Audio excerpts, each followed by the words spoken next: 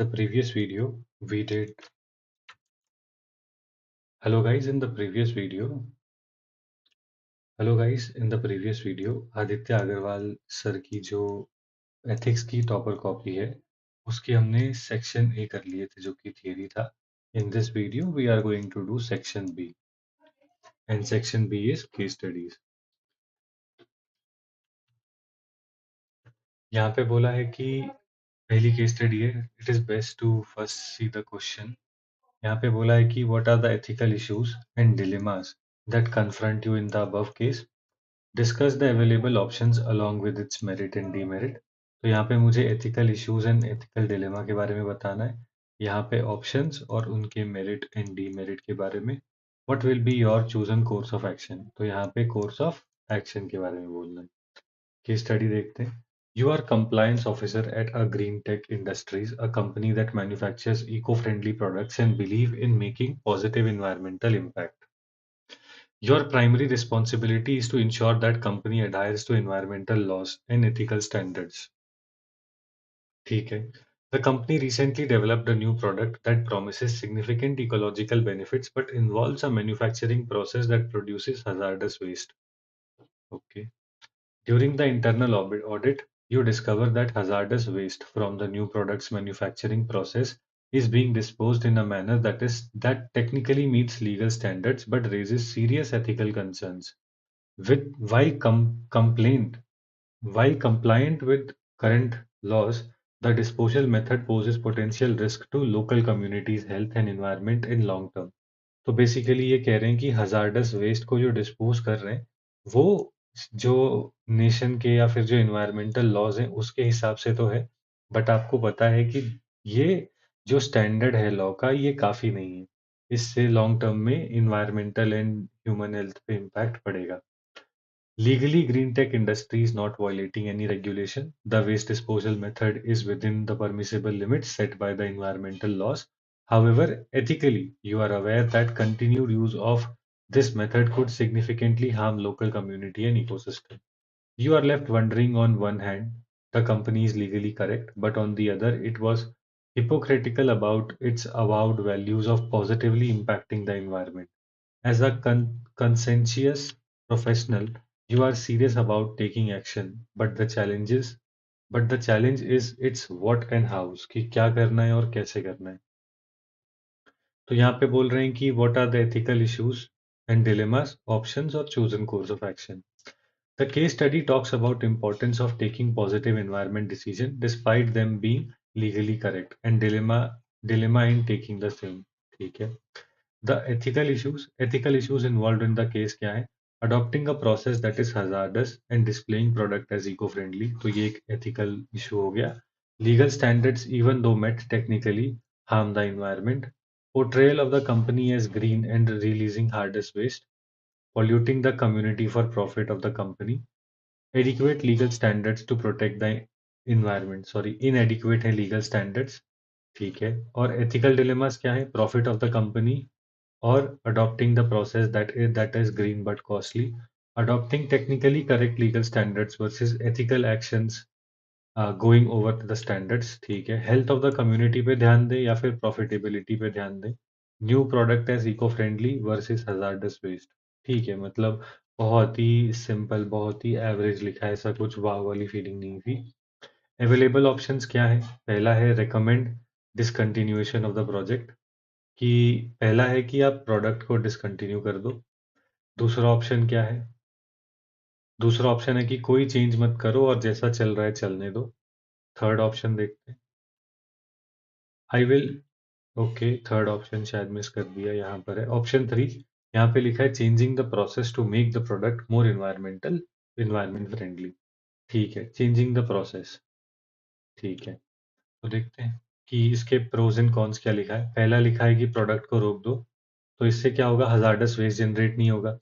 Health of the community ensure हो गई. Values of integrity and honesty ensure हो गई. And ethics over technical standards. ठीक है. और इसके डीमेरिट्स क्या है? It may lead to loss of company's revenue. It may affect my job and salary due to lower profits of the company. और इसका ऑप्शन टू है कि कोई चेंज मत करो, जैसा चल रहा है चलने दो। तो उसमें लिखा है कि प्रॉफिट आते रहेंगे, लीगली तो फॉलो किया है तो हमको कोई छू ही नहीं सकता। लेकिन इसके डीमेरिट क्या है? ये इन्वायरमेंट और कम्युनिटी को हार्म करती है। प्रोडक्ट सच में ग्रीन नहीं है जैसा कि हम उसको प्रमोट कर रहे हैं, इसी को ग्रीन वॉशिंग कहा जाता है। यूपीएससी प्रीलिम्स में पीवाईक्यू था। यहाँ पे लिखा है कि value of honesty and integrity जो है वो तो फॉलो ही नहीं हुई। अब यहाँ पे बोल रहे हैं कि हम प्रोसेस को चेंज कर देंगे ताकि प्रोजेक्ट जो है वो एनवायरनमेंट फ्रेंडली बने। तो इसका मेरिट क्या होंगे? कंपनी की रेप्यूटेशन बची रहेगी, इसी के साथ साथ हेल्थ ऑफ द कम्युनिटी भी इंश्योर होगी और एनवायरनमेंट भी साफ रहेगी। इसके डीमेरिट क्या है? भाई ये बहुत कॉस्टली हो सकता है और प्रॉफिटेबिलिटी कम होगी। अब यहाँ पे पूछा है थर्ड में कि आप कौन सी ऑप्शन चूज करोगे, तो उन्होंने लिखा है कि I will choose option three. क्यों? क्योंकि ये शोकेस करती है कि कंपनी जो है वो ग्रीन है। वो सिर्फ ग्रीन वॉशिंग नहीं करती। ग्रीन वॉशिंग का मतलब ये होता है कि ताकि आपका सामान बिके इसलिए आप इको फ्रेंडली उस पर लिख देते हो कि सामान ऑर्गेनिक नहीं है, फर्टिलाइजर डाल के बना है, लेकिन उस पर लिख दिया कि ऑर्गेनिकली मेड क्योंकि महंगा बिकता है। इसी के साथ साथ ethical values demand least harm to the environment and the company. फिर इसके बाद society forms important part of the company, और इसको ही हम कहते हैं स्टेक होल्डर कैपिटलिज्म। आगे चलते हैं। यहाँ पे लिखा है कि means are as important as an end, जो कि डिओन्टोलॉजिकल अप्रोच है कि मेरा एंड क्या है प्रॉफिट, और मेरा मीन्स क्या है जिस तरीके से मैं प्रोसेस कर रहा हूँ। तो प्रोसेस और प्रॉफिट दोनों के दोनों जो हैं वो सही होने चाहिए, ये लिखा है। लॉन्ग टर्म सस्टेनेबिलिटी कंपनी की होनी चाहिए क्योंकि गुडविल तो नीचे जाएगी ना जब पता चलेगा। The green products must be green from source to end. Newer technologies and economies based on recycled material following ethical values will help in sustainable development. बढ़िया। आगे चलते हैं। अगली केस स्टडी में चलते हैं। ये अगली केस स्टडी है। तो यहाँ पे आपसे बोला है कि what are the administrative and ethical issues. ठीक है, तो यहाँ पे एडमिनिस्ट्रेटिव एंड एथिकल इश्यूज का लिखना है। फिर उसके बाद बोल रहे हैं कि आपके पास कौन सी ऑप्शंस अवेलेबल हैं, तो ऑप्शंस अवेलेबल लिखेंगे और उनके मेरिट और डीमेरिट भी लिखा देंगे। फिर इसके बाद लिखा है discuss merits and demerit of each option and explain your chosen course of action along with the reason. तो इसमें मैं यूजुअली ऐसे कर देता हूँ 2+3, कि 2 और 3 एक साथ बता दिए, ऐसे भी कर देते हैं। तो ये भी मैंने किसी टॉपर की कॉपी में देखा था। तो देखते हैं सर ने कैसे करा। यहाँ पे लिखा है कि you are district collector of a rural district where traditional societies customs and religious practices strongly influence daily life. Recently, a case has emerged involving a local temple and its long-standing tradition of excluding women from certain religious and ritual spaces. इसमें आप introduction में Sabarimala case के बारे में बता सकते हो, right? A group of educated young women from the village, inspired by increasing national dialogue on gender equality, has petitioned for right to participate in the religious rituals. They argued that excluding women is discriminatory and violates their constitutional rights. However, the temple authorities and a significant portion of local community vehemently opposed this change, citing religious texts and long-standing customs.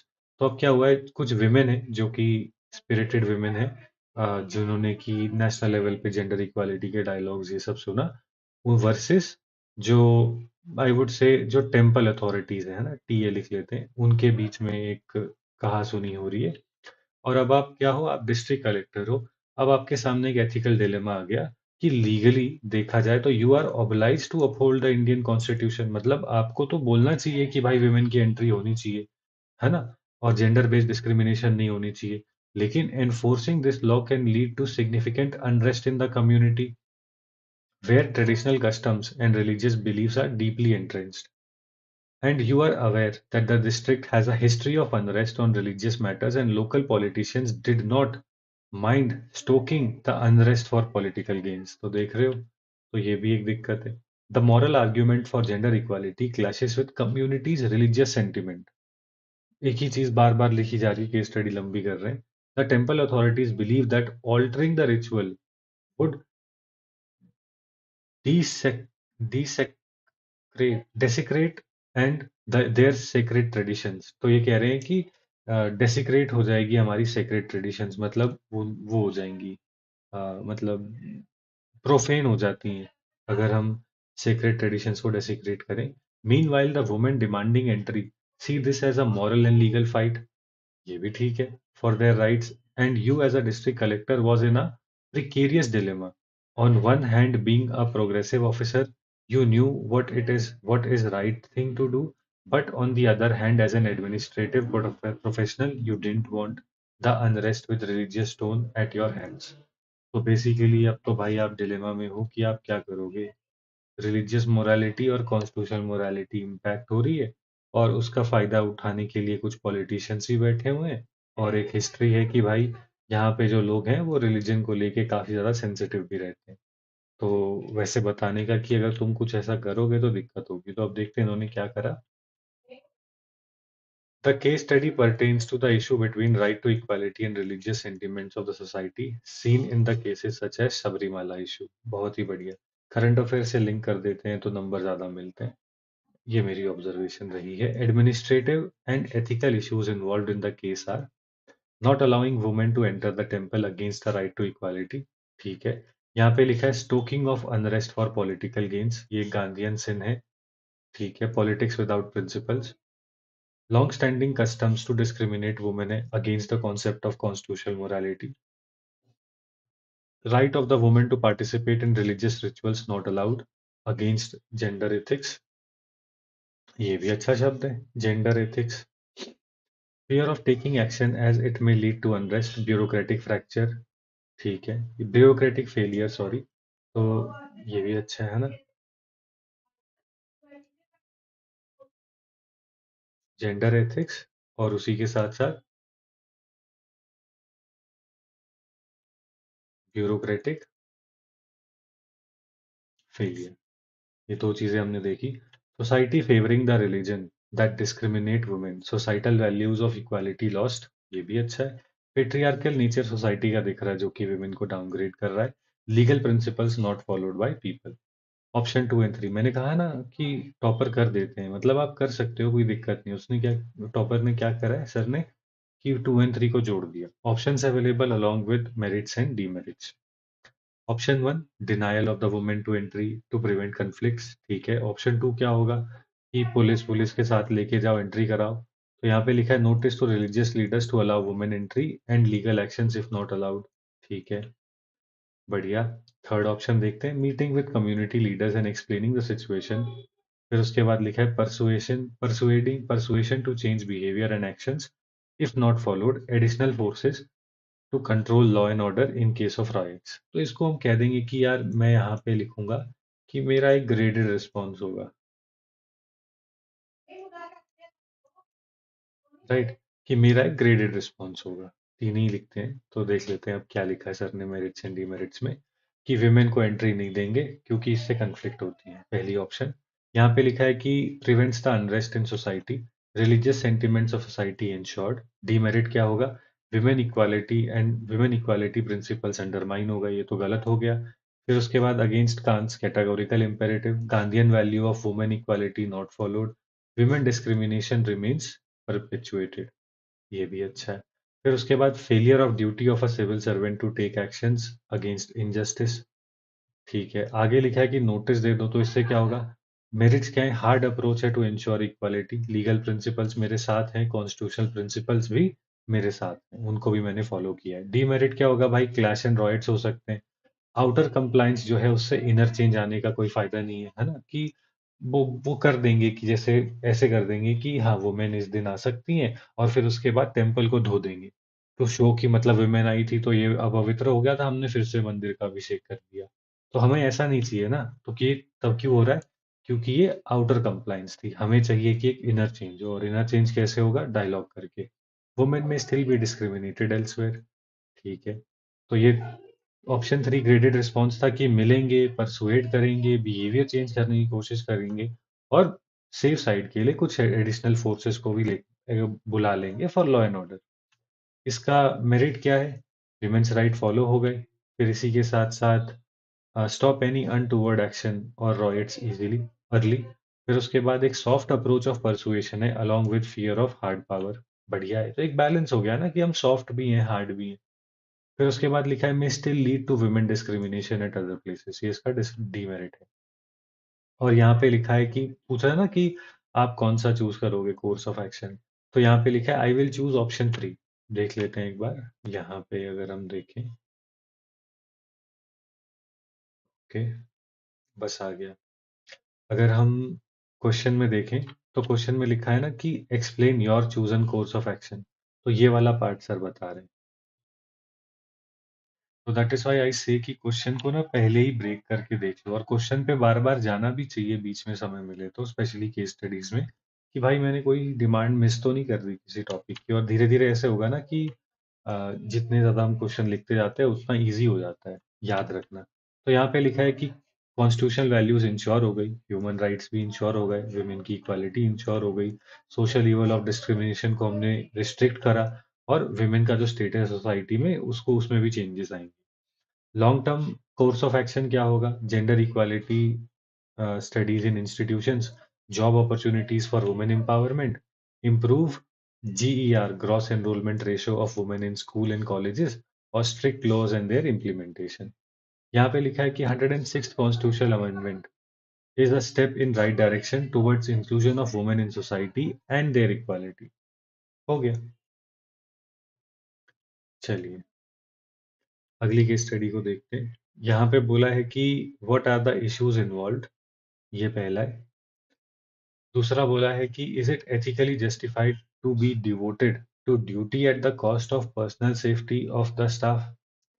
ये भी ठीक है कि मतलब कुछ होगा ऐसे गोली बारी बारी कुछ चल गया होगा, तो यहाँ पे कह रहे हैं कि तुमने तो अपनी ड्यूटी कर ली, लेकिन पर्सनल सेफ्टी ऑफ स्टाफ का क्या है?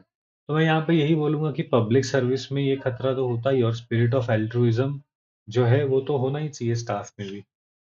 पर स्टाफ को बता देंगे कि उनके खतरा, उनकी लाइफ को खतरा है, ताकि वो जाना है तो जाओ, है ना। It is better to have a less soldier than a demotivated soldier. जैसे वो मूवी थी ना, बॉर्डर, बॉर्डर मूवी में हम देखते हैं वो उसको भगा देता है कि तुम्हें घर जाना है तो जा। How will you go about doing your election duties without compromising the safety of your staff? Explain. मुझे न्यूटन मूवी की याद आ गई पढ़ते।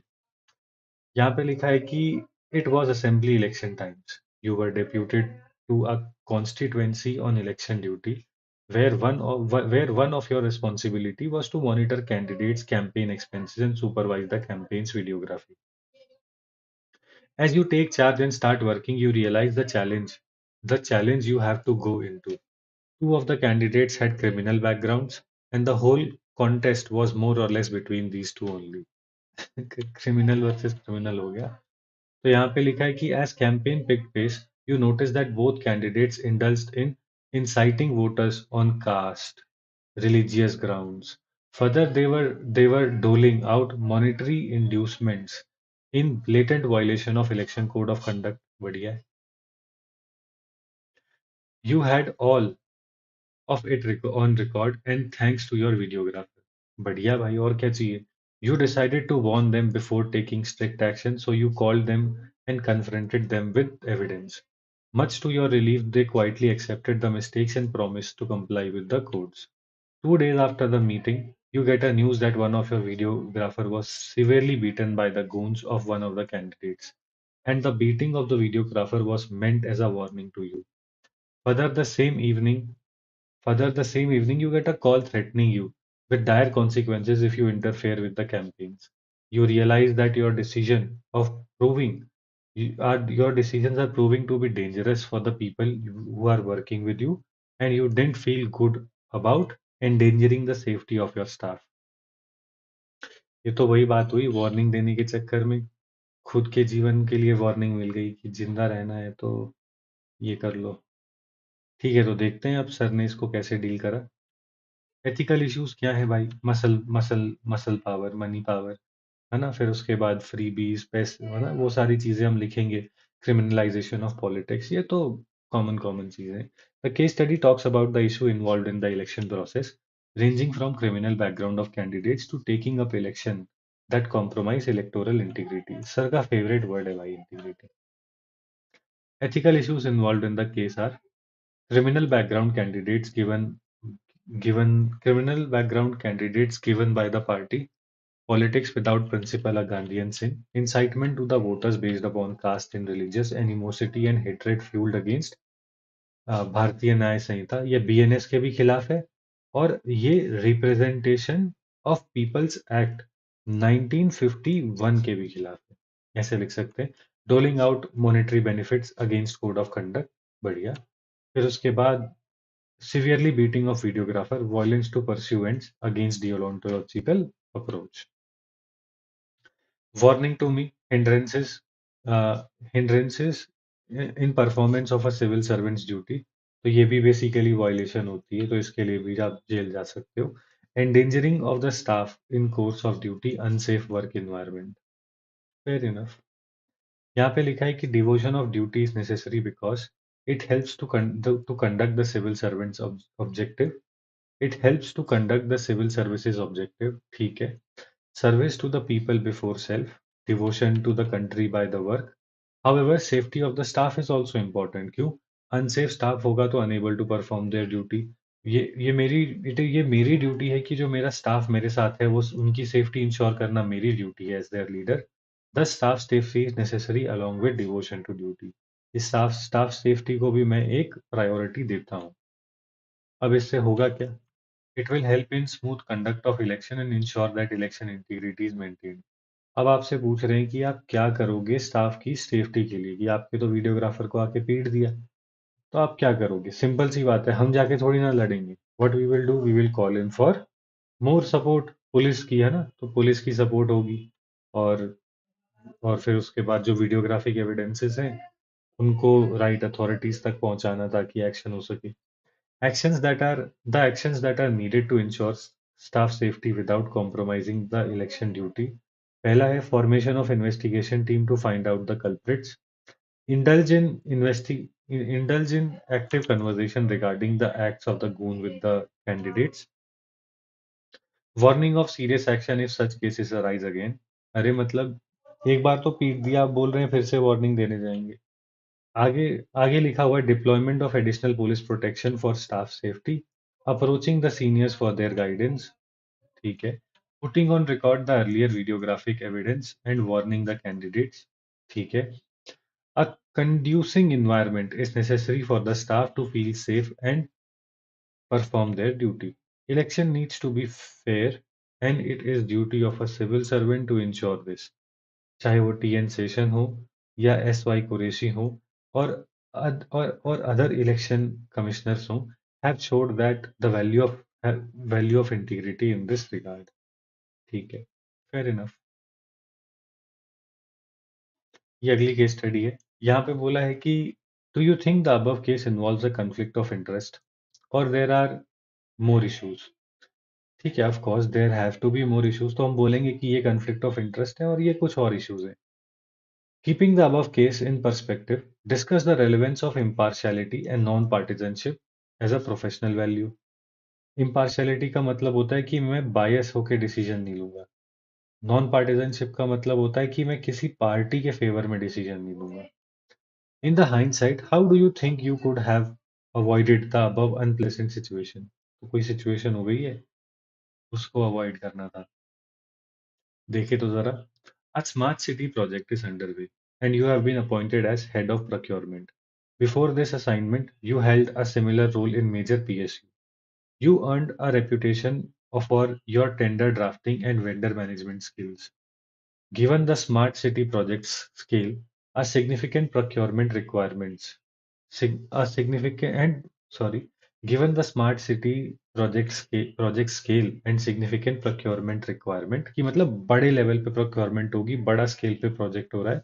You seemed the perfect fit to lead the procurement section. बस बता रहे हैं कि भाई मतलब तुम्हारे अंदर कॉम्पिटेंस है, ठीक है। बस ये बताने की कोशिश करते हैं। फिर क्या होता है? A month ago your section invited tenders for building supplies. Among the applicants was Mr. Sharma, a supplier you knew from your previous role at PSU. Mr. Sharma lived in your neighborhood and your spouses were friends. तो basically mister Sharma और मैं हैं, और इनकी wife और इनकी wife, ये दोनों दोस्त हैं, ठीक है। Despite their personal connections you have always maintain strict professional boundaries कि आप ज्यादा मिस्टर शर्मा से इनफॉर्मल नहीं होते. Upon scrutinizing all the tenders, your section found Mr. Sharma's terms to be most competitive. So the tender was awarded. However, once the decision was made public, another vendor, Mr. Patel, accused you of colluding with Mr. Sharma. कि मतलब आपने तो मतलब अपनी previous relationship रिश्तेदारी में ही बांट दिया है टेंडर और आपने पैसे खाए हैं. ऐसा मिस्टर पटेल कह रहे हैं. Mr. Patel filed a formal complaint with department seniors providing evidence of your prior association with Mr. Sharma. As a result, an inquiry was initiated and you were placed on compulsory leave pending its outcome. तो मतलब आपको suspend सा कर दिया है कि मतलब अब आप ऑफिस नहीं जा सकते हो जिस ताकि आप अपने ऑफिस का मिसयूज ना करो अपने खिलाफ.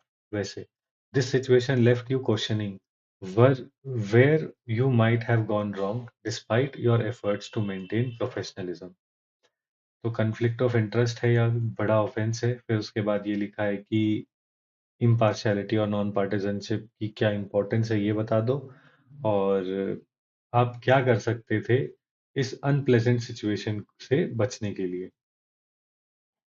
देखे तो जरा. The case study revolves around possibility of conflict of interest. The case study shows possible nexus in bureaucracy and contractor undermining the civil services values. ठीक है. यहाँ पे लिखा है the above case involves possible conflict of interest as friendship among the spouse may influence decision taken professionally. अरे strict professional boundaries may be followed but personal relations may influence the decision. Okay, the procedure of selection of tender should have been more transparent. However, there are more issues that might be involved, जैसे कि accusation of collusion despite no evidence, hindrances in performance of duty of civil servant. ठीक है. Delay in projects due to false accusation ultimately affecting the people. Fantastic point. मैं भी ये नहीं सोचा था कि बढ़िया है, बहुत ही बढ़िया. कि कभी भी ऐसा कभी फ्यूचर में है तो ये लिख सकते हैं डिले इन प्रोजेक्ट्स हो गया. Possible selfish aim of mister Patel to tender to gain on the tender. बढ़िया है. Restrict civil servants to decide the case on merit. सबसे बढ़िया ये था ना कि भाई ये सब तो होता रहेगा मेरे साथ तो ये सब होता रहेगा मुझे उससे फर्क नहीं है. लेकिन ये जो स्ट्रेटेजिक मेगा प्रोजेक्ट है ये तो डिले हो गया ना. तो मुझे इस चीज की चिंता ज्यादा है. ये चीज दिखाया बढ़िया बहुत ही बढ़िया. तो यहाँ पे लिखा है कि अब अगला जो क्वेश्चन था क्वेश्चन नंबर 2 कि ये बताओ कि इम्पार्शियलिटी और नॉन पार्टिजनशिप की रेलेवेंस क्या है. सर ने अलग अलग नहीं किया. अच्छी अप्रोच है क्योंकि ना बहुत ज्यादा ओवर मतलब एक दूसरे के ऊपर मतलब बहुत ही ज्यादा मतलब इंटरलिंकिंग से टॉपिक है इम्पार्शियलिटी और नॉन पार्टिजनशिप. टाइम लगता है समझने में तो बेस्ट है कि तोड़ो ही मत. यहाँ पे लिखा है इससे आप प्रोफेशनलिज्म रहोगे क्वालिटी ऑफ वर्क अच्छा रहता है ऑनेस्टी एंड इंटीग्रिटी हाई रहती है राइट कैरेक्टर रहता है करप्शन जो है वो कंट्रोल में रहती है जजमेंट मेरिट बेस्ड पे होती है लेवल प्लेइंग फील्ड मिलता है और impartiality as one of the important value of civil servants. Yes the unpleasant situation could have been avoided. कैसे. ट्रांसपेरेंट टेंडरिंग सिस्टम होना चाहिए था कि मतलब application process selection result opportunity ये सब कुछ जो अपॉर्चुनिटी और ग्रीवियंस रिड्रेसल ये सारा चीजें मतलब एक इंटरनल मैकेनिज्म अगर होता तो वो कंप्लेन नहीं करता. Number one. दूसरा ये था कि releasing the minutes of the meeting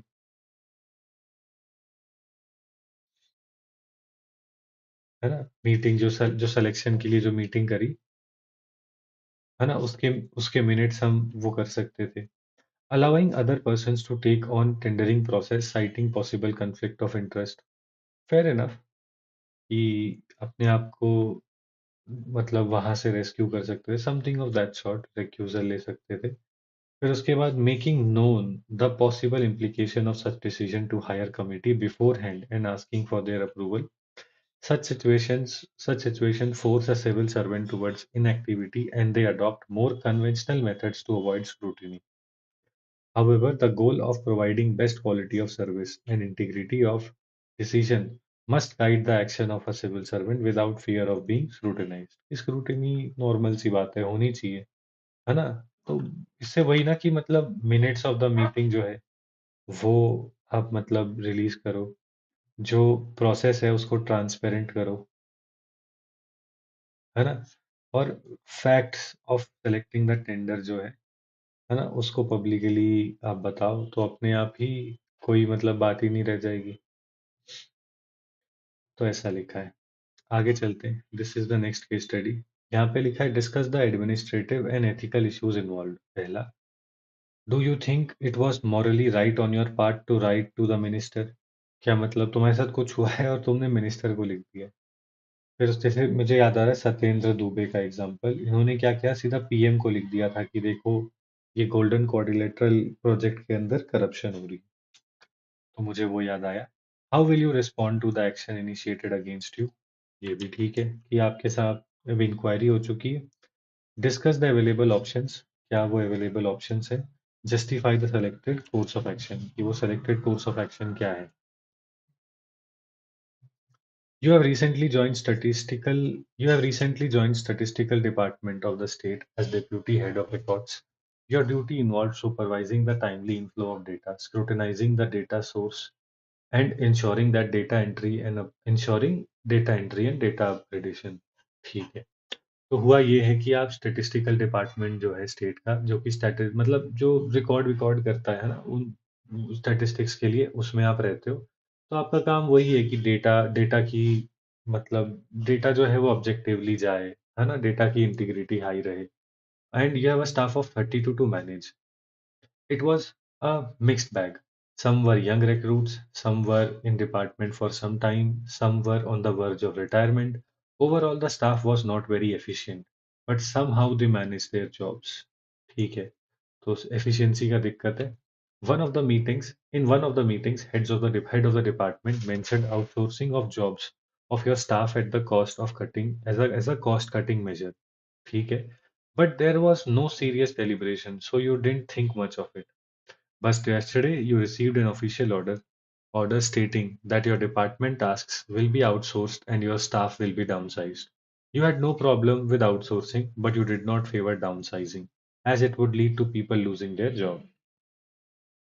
You sought meeting with the head to discuss the ramifications of the new order, specifically downsizing part. ये कह रहे हैं कि अब आपकी टीम है भी inefficient, तो वो जो 32 लोगों की जो टीम थी उसको हम कम कर देंगे, अब छोटा कर देंगे.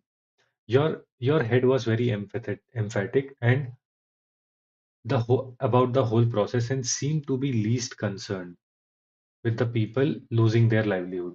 ठीक है. Disappointed, you got back to your office thinking of ways of saving staff's job. In utter desperation, you wrote to the concerned minister. ये क्या किया? Marking a copy to your head and the chief secretary. The minister sympathetically received the note and he assured some positive action. But your head was not happy about you going above without his consent. He immediately orders your transfer and starts disciplinary proceedings for non-compliance with the office order. अब यहाँ पे कह रहे हैं कि बताओ क्या ethical issues हैं?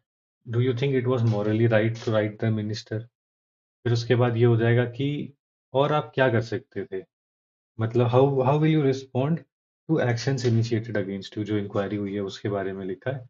And discuss the options available and justify your selected course of action. ठीक है. मेरे खिलाफ ये नहीं बोल रहे हैं कि आप स्टाफ को कैसे बचाओगे, ये बोल रहे हैं कि तुम्हारे खिलाफ जो एक्शन हो रहे हैं, जो कि यहाँ पे लिखा है डिसिप्लिनरी प्रोसीडिंग्स, है ना, उसमें आप क्या करोगे? तो लेट अस सी. यहाँ पे बोला है कि the case study deals with inefficiencies of the government department and subsequent outsourcing of job leading to downsizing. Administrative and ethical issues क्या है? इनएफिशिएंसी ऑफ स्टाफ है, पुअर परफॉर्मेंस है गवर्नमेंट डिपार्टमेंट्स में और उसकी वजह से सर्विस डिलीवरी इम्पैक्ट होती है. लाइवलीहुड लॉस हो जाएगी आउटसोर्सिंग की वजह से. सेंसिटिव डेटा जो हम प्रोसेस कर रहे हैं भाई वो आउटसोर्स होगा तो दिक्कत हो सकती है प्राइवेसी की. एम्पैथी, लैक ऑफ एम्पैथी है in the head of the department. फिर इसके बाद यहाँ पे लिखा है कि non compliance with the order of head by passing authority against service rules. Lack of competency and foresight to train the workforce for efficient operations. फिर उसके बाद लिखा है writing to the minister incorrect है, क्यों? क्योंकि going to minister without consent of head. दूसरा है internal option should have been first sought. Action taken under emotion of empathy, it is not rational. However, they are morally right because livelihood of the staff is at stake. Explore decision did not explore other options. Upskilling of staff and integration of new technology. फिर उसके बाद लिखा है कि emphatic attitude of the head declining my request in the meeting. Non-inclusion of stakeholders in decision making. My response to the actions initiated can be the following. पहला है discuss the ethical issues and decisions and prove my actions to be correct. कि basically अब मेरे को मेरा बचाना है कि अब तलवार मेरे ऊपर आ गई है। तो पहला ऑप्शन है कि मैं बताऊंगा जो मैंने किया था वो एथिकली सही था और मैं प्रूव करूंगा कि जो मैंने करा वो सही था। तो ये बेसिकली दूसरा ऑप्शन क्या है? Apologize for rash decision and accept the orders of proceeding. Third क्या है? Apologize for taking such step but justify the urgency of such action, livelihood of the staff, and no decision by the head in this regard. Request for non-transfer. I will select option 3 because of the following. It will help to solve the livelihood of the staff. Process of upskilling and reskilling of staff could help in better efficiency and stop outsourcing. Explore option of voluntary retirement scheme before outsourcing. इसी के साथ साथ issue of data privacy will be taken up. तो यहाँ पे sir कह रहे हैं कि आउटसोर्सिंग से पहले आप किसी लोगों को बोल दो कि किसी को वीआरएस लेना है तो ले लो। दूसरा ऑप्शन है रीस्किलिंग का और अपस्किलिंग का। और इसके बाद हम देखते हैं आउटसोर्सिंग का। My action will have a long-term influence as more deliberation in future before outsourcing such work, continuous improvement in workforce। फिर इसके बाद हम ऐसे लिखेंगे ना कि my team is not useless, it is usedless, है ना? The right to livelihood as one of the basic human rights will be ensured। और वो अच्छा था ना कि स्टैटिस्टिक्स है तो डेटा होगा, तो जहां पे भी डेटा दिखा वहां पे प्राइवेसी का उन्होंने लिखा, तो ये एक अच्छा लगा।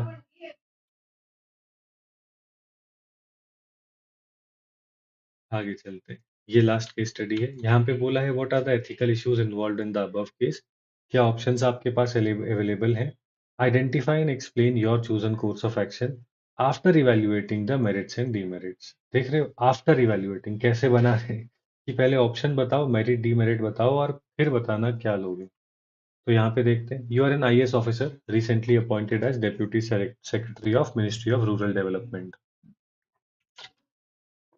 Your responsibility include overseeing the implementation of various rural development schemes and ensuring their efficient execution.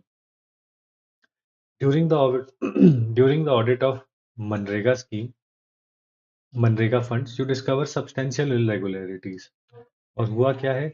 It appears that significant portion of the fund allocated for rural employment projects had been siphoned off by senior officials within the ministry through fraudulent invoices and fake beneficiary lists. The funds meant for rural poor have been diverted to personal accounts. लो भाई चोरी हो गई। You are faced with ethical dilemma. Reporting this corruption could lead to severe repercussions for you the as the implicated senior officers were politically influential and have strong connection। लो भाई कि ये तो वो बात हो गई ना कि पॉलिटिकल इन्फ्लुएंस मुझे दिख गया। फिर उसके बाद स्पिरिट ऑफ सर्विस मिसिंग है। फिर उसके बाद करप्शन दिख गया, संस्कृताइजेशन हो रही है।